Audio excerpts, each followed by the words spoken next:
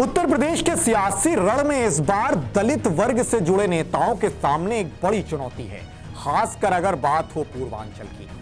Bharatiya Janata party हो, Bahujan Samaj party हो या समाजवादी पार्टी, ऐसे कई दलित नेता हैं जो खुद को दलितों का सर्वश्रेष्ठ नेता करार देते रहे हैं। लिहाजा इस बार का चुनाव उन सभी नेताओं के सामने एक बड़ी अग्नि परीक्षा की तरह है। सबसे पहले जिक्र सुहेलदेव समाज पार्टी यानी कि एसबीएसपी के राष्ट्रीय अध्यक्ष ओम प्रकाश राजभर की। उनकी पार्टी का गठन तो साल 2002 में ही हो गया था, लेकिन खाता खुला साल 2017 में। तब गठबंधन के तहत भाजपा ने सुभाषपा को 8 सीटें दी थी। इनमें से 4 पर वो विजयी रहे और 8 सीटों पर 34.14% वोट मिला था। इस बार एसबीएसपी सपा के साथ मिलकर बीजेपी के खिलाफ लड़ रही है। ओम प्रकाश की पूरी सियासत राजभर के अलावा कुम्हार, प्रजापति, कुशवाहा, कोयरी जैसी पिछड़ी जातियों पर केंद्रित है और इन्हीं जातियों से जुड़े मुद्दे उठाकर वो मैदान में उतरते रहे हैं।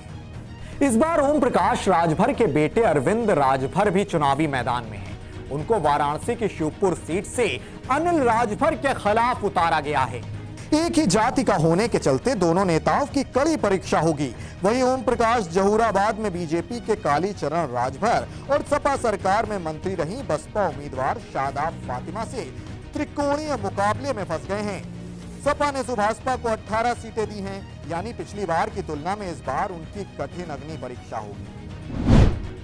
वहीं खुद को निषादों के नेता के तौर पर प्रचारित करने वाले निषाद समाज के नेता संजय निषाद भी इस बार चुनावी समीकरण अलग अलग तरीके से तय कर रहे हैं। उनका दावा है कि 403 में से 160 सीटों पर निषाद समाज का अच्छा खासा प्रभाव है। इनमें से अधिकांश सीट पूर्वांचल में ही हैं। कोई भी दल इनके सहयोग के बिना चुनाव नहीं जीत सकता। हालांकि पिछले चुनाव में संजय निषाद ने पार्टी के सिंबल पर 72 उम्मीदवार उतारे थे, मगर सिर्फ 3.58% वोट ही हासिल कर पाए। उनकी पार्टी एकमात्र सीट ज्ञानपुर ही जीतने में कामयाब रही थी। हालांकि कहा जाता है कि यह जीत भी बाहुबली विजय मिश्रा ने अपने बल पर जीती थी। इस बार निषाद पार्टी को भाजपा ने 16 सीटें दी हैं। इन पर कामयाबी हासिल करने के लिए संजय निषाद को कड़ी परीक्षा से गुजरना होगा। अब बात कुर्मी समाज की नेता और अपना दल सोनेलाल की अध्यक्ष अनुप्रिया पटेल की। अनुप्रिया पटेल कुर्मी समाज की एक बड़ी नेता मानी जाती हैं और पूर्वांचल में कुर्मी समाज का अच्छा खासा प्रभाव है। 2017 के चुनाव में अनुप्रिया की पार्टी 11 सीटों पर चुनाव लड़ी थी और उसके 9 प्रत्याशी जीते थे। अपना दल को 11 सीटों पर 39.21% वोट मिले थे।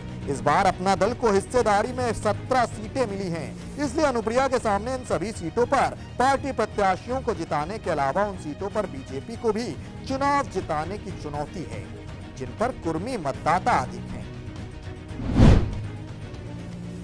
तो पिछली बार कमल का दामन थामकर पहले चुनाव जीतने, उसके बाद मंत्री पद तक काबिज होने वाले नेता स्वामी प्रसाद मौर्य और दारा सिंह चौहान के सामने भी इस बार बड़ी चुनौती है। दोनों दिग्गज नेता इस बार सपा के प्रत्याशी के तौर पर चुनावी मैदान में हैं। वहीं अपना दल कमेरावादी की अध्यक्ष कृष्णा पटेल और उनकी बेटी पल्लवी पटेल भी सपा के साथ चुनाव लड़ रही हैं।